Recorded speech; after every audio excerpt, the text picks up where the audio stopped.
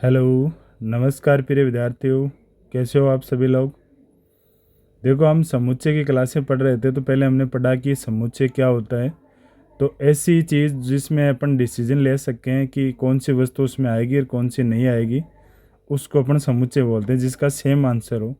उसके बाद में अपन ने पढ़ा कि समुच्चय होता है तो उसका निरूपण फिर दो तरीके से निरूपण कर लिया। फिर उसके बाद में अब देखो, समुच्चय का निरूपण होने के बाद में समुच्चय कितने प्रकार के हो सकते हैं। तो आज का हमारा टॉपिक है समुच्चय के प्रकार, यानी टाइप्स ऑफ सेट्स, समुच्चय के प्रकार।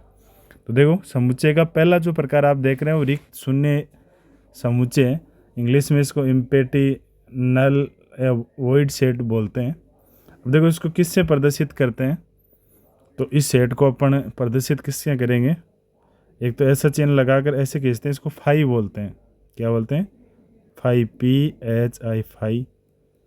या इसको आप प्रदर्शित कर दो।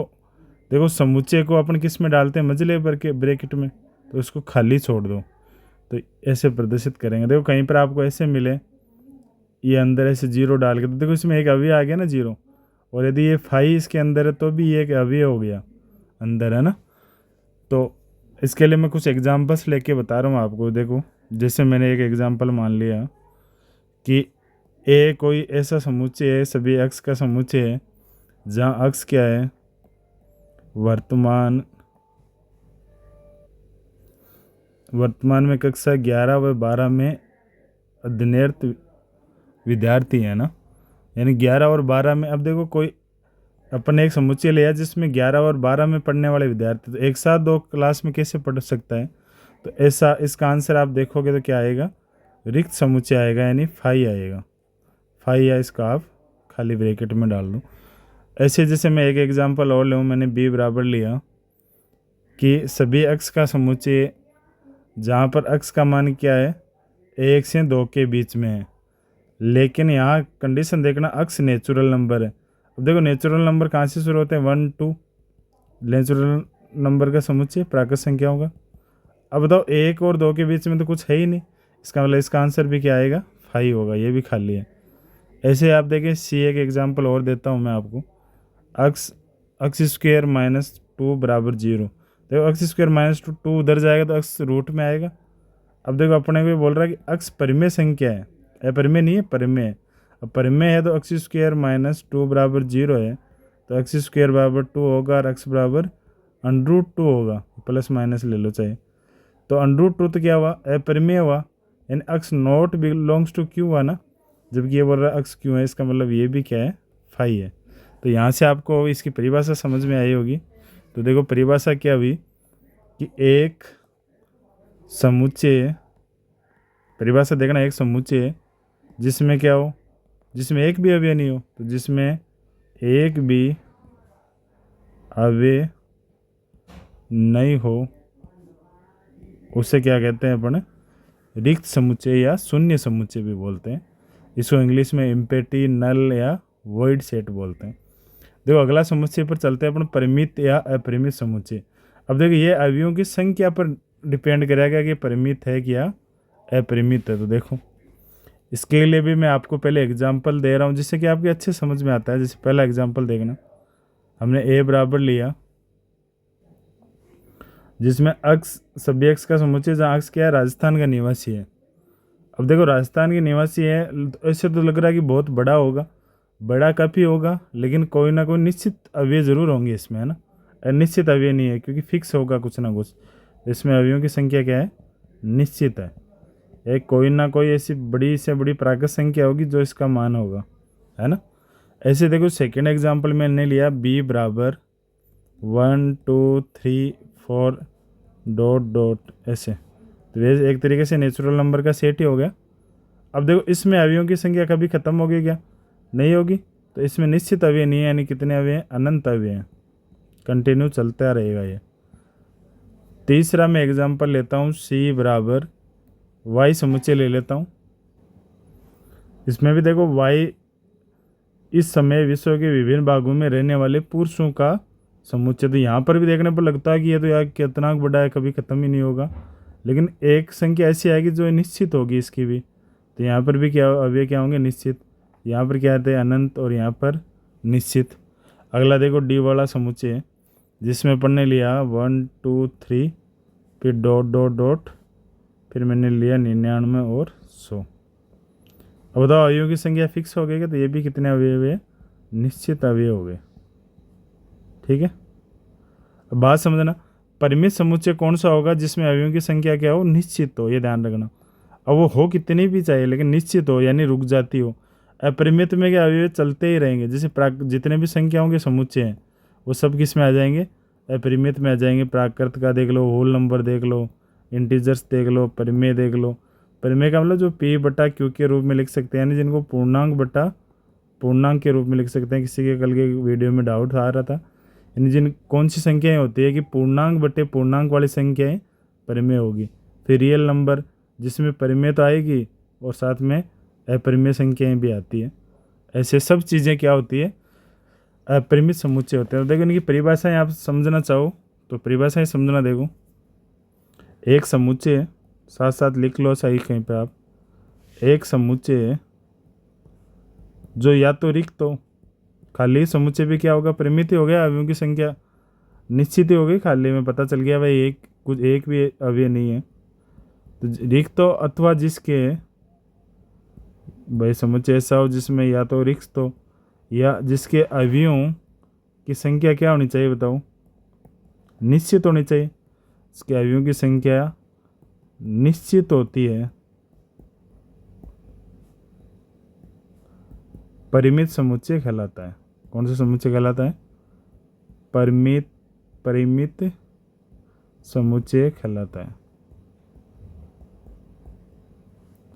और ऐसा नहीं हो तो लिखो अन्यथा समुच्चय। दो ये लैंग्वेज में पूरी लिखा रहा हूँ कि एकदम आप बेसिक से हो तो भी आपको अच्छे से समझ में आए। कंपटीशन में अपने को केवल ज्ञान होना चाहिए, फिर पर्सन के अनुसार आंसर दे देते हैं भाई कौन सा समुच्चय। वहाँ तो ऑब्जेक्टिव में परिमित अपरिमित ऐसे लिखे हुए मिलेंगे। अन्यथा यदि ऐसा नहीं हो तो वो क्या होगा? अपरिमित होगा। दोबारा समझना, देखो जिसमें अवयवों की संख्या क्या हो? निश्चित हो, या तो रिक्त हो या निश्चित हो, और अन्यथा क्या होगा? अपरिमित होगा। ठीक है, तो इस बात को समझना आप। अब इसमें कुछ इंपॉर्टेंट बातें लिखा रहा हूँ मैं आपको, तो ध्यान देना थोड़ा सा। पहले देखना, मैं नोट बना देता हूँ, फर्स्ट नोट देखना, ढंग से समझना इन बातों को, बहुत इंपॉर्टेंट बातें हैं ये। देखो पहली चीज़ ये ध्यान रखना कि जो परिमित समुच्चय होता है ना, उसी की कोटि होती है। देखो अवयव कब गिन सकते हैं? जब निश्चित होंगे। तो किसी के अवयव ही फिक्स नहीं है तो कैसे कोटि होगी? तो परिमित समुच्चय की ही कोटि होती है। अब इसका मतलब रिक्त समुच्चय परिमित है तो उसकी कोटि क्या हो जाएगी? 0 हो जाएगी।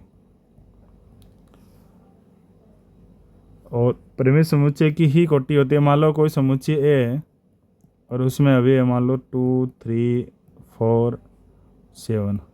अब देखो इसकी कोटि क्या हो जाएगी? तो इसकी कोटि को लिखने का तरीका होगा ऑर्डर ऑफ ए। ओ का मतलब ऑर्डर ऑफ ए या नंबर ऑफ ए बराबर नंबर ऑफ, इसको आप ऐसे भी बोल सकते हैं, नंबर ऑफ या order of number of elements in A set A. Set ए में अवयवों की संख्या या ऑर्डर ऑफ एलिमेंट्स इन ए, है ना। तो देखो कितनी है ये, तो आप देखोगे कितने अवयव हैं इसमें? 4, तो ये 4 है। अब देखो इसको कोटि को और तरीके से भी दिखाते हैं जो ज़्यादा पॉपुलर नहीं है। आप ज़्यादा ये दो ही ध्यान रखें। और वैसे देखो आप ऐसे भी दिखा सकते हो और आप ऐसे भी दिखा सकते हो ऑर्डर को। अगला जो नोट है वो देखना, तो मैं यहाँ पे डाल रहा हूँ अगला नोट। अगला नोट क्या है? देखो यहाँ लिखते हैं अपन। देखो इसमें है कि जो अपने अपरिमित समुच्चय है ना, उनकी कोटि भी नहीं होती। और कभी कभी क्या होता है कि जो अपन सभी अपरिमित समुच्चय है ना को रोस्टर रूप में नहीं दिखा सकते, रोस्टर रूप में नहीं लिख सकते। जैसे बताओ कोई एग्जांपल। जैसे देखो वास्तविक संख्याएं हैं, अभी वास्तविक संख्याओं को आप रोस्टर में नहीं लिख सकते हैं। क्योंकि इनका कोई विशेष पैटर्न नहीं है। लेकिन नेचुरल नंबर्स को आप लिख सकते हैं, होल नंबर को, क्योंकि यहाँ पर विशेष पैटर्न है। तो इनको नहीं लिख सकते, क्यों?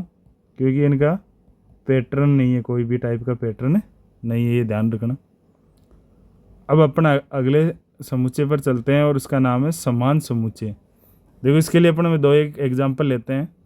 जैसे मैंने एक माना लेट ए इक्वल टू सभी एक्स का समुच्चय जहाँ एक्स स्क्वायर माइनस 25 बराबर 0। एक तो समुच्चय ये ले लिया। दूसरा अपन ने समुच्चय लिया b बराबर -5 और 5।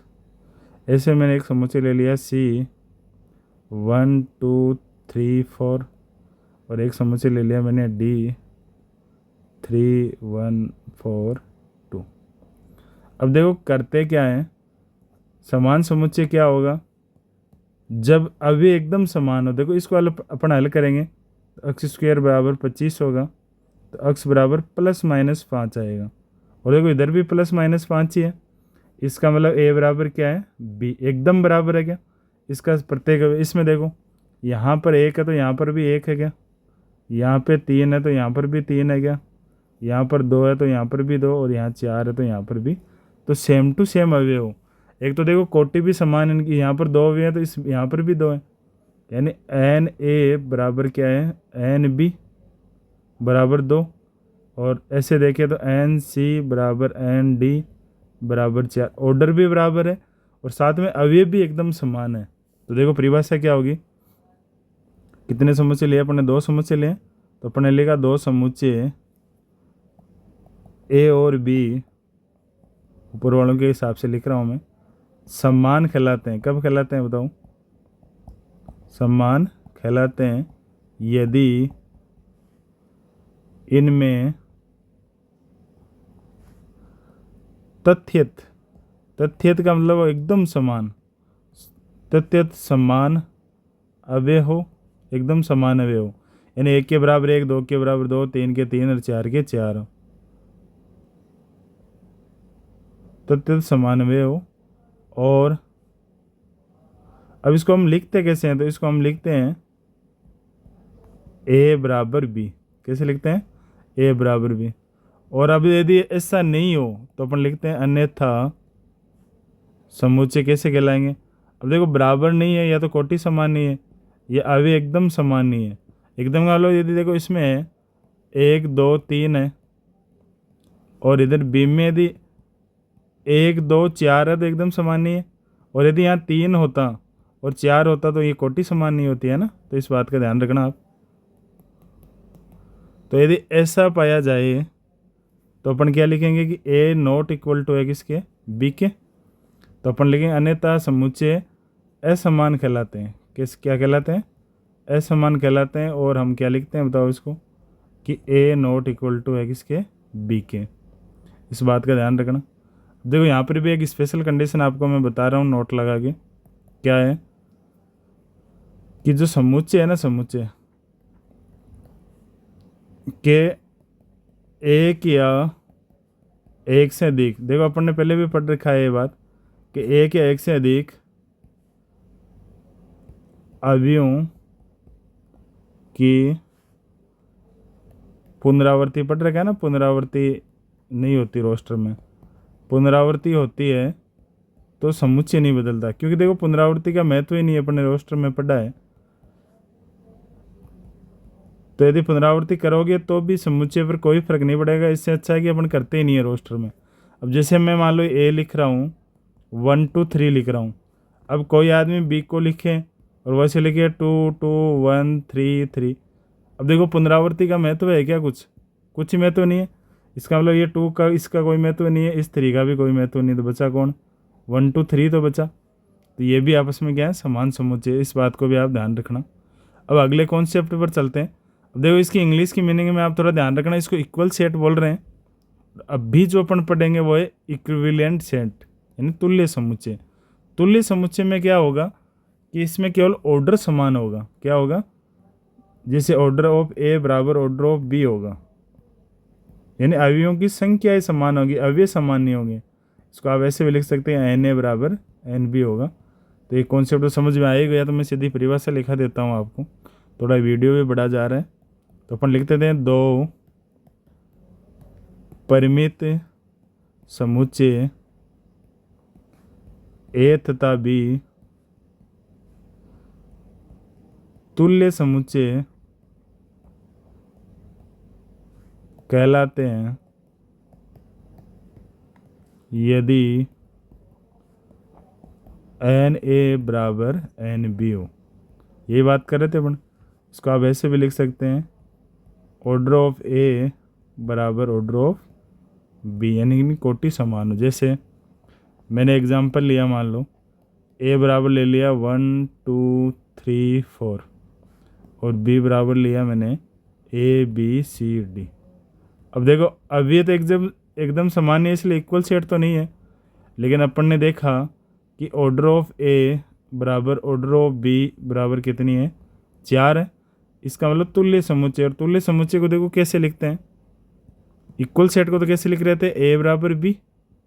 और जब तुल्य समुच्चय होगा ना, तो इसके ऐसे चिन्ह लगाएंगे, और ए तुल्य है किसके, बी के, ऐसे लिखेंगे। और एक छोटी सी बात और रहेगी अपने, फिर ये अपना जो कॉन्सेप्ट था समुच्चय के प्रकार, वो आज खत्म हो जाएगा। लास्ट है एकल समुच्चय। इसमें कुछ नहीं है, जहाँ पर एक अवयव हो तो उसको बोलते हैं एकल सेट या सिंगलटोन सेट्स बोलते हैं। ये नाम कभी आ जाए सिंगलटोन सेट्स तो थोड़ा अपने कन्फ्यूज हो, इसलिए अपन समझ रहे हैं। तो परिभाषा क्या हुई, ऐसे समुच्चय जिनमें एक ही अवयव, कितने अवयव हैं, एक ही अवयव हो। अब देखो इसको समझने के लिए, जैसे मैंने ऊपर एग्जाम्पल लिखे थे कि यदि इस अवयव में ये 5 डाल दिया तो ये सिंगल सेट का एग्जाम्पल है, सिंगल टोन का एग्जाम्पल है, यानी एकल समुच्चय का एग्जाम्पल है। चाहे ऐसे लिख दो 0 डाल के, है ना। तो ऐसी बातें आप सीखना। ये रिक्त समुच्चय नहीं है, इसको मैंने नाम बी दे दिया, क्योंकि दोनों में एक एक अवयव तो कम से कम है ही, है ना। तो ये अपने समुच्चय का प्रकार था। उम्मीद है कि आपको अच्छा समझ में आया होगा। मैं फिर से बोल रहा हूँ, वीडियो आपको अच्छे लग रहे हैं तो आप कम से कम एक दोस्त को अवश्य बताएं, जिससे हमारा मोटिवेशन रहे और हम कंटिन्यू वीडियो बना पाएँ। और मैं आपको इतना अच्छा मैथ तैयार कर दूंगा कि आप किसी भी टाइप की एग्ज़ाम दो, किसी भी कंपटीशन की, हाई लेवल है चाहे कम लेवल का हो, जिसमें टेक्निकल मैथ आ रही है, आपके पूरे अंक आने की संभावना रहेगी। आज के लिए इतना ही। जय हिंद, जय भारत।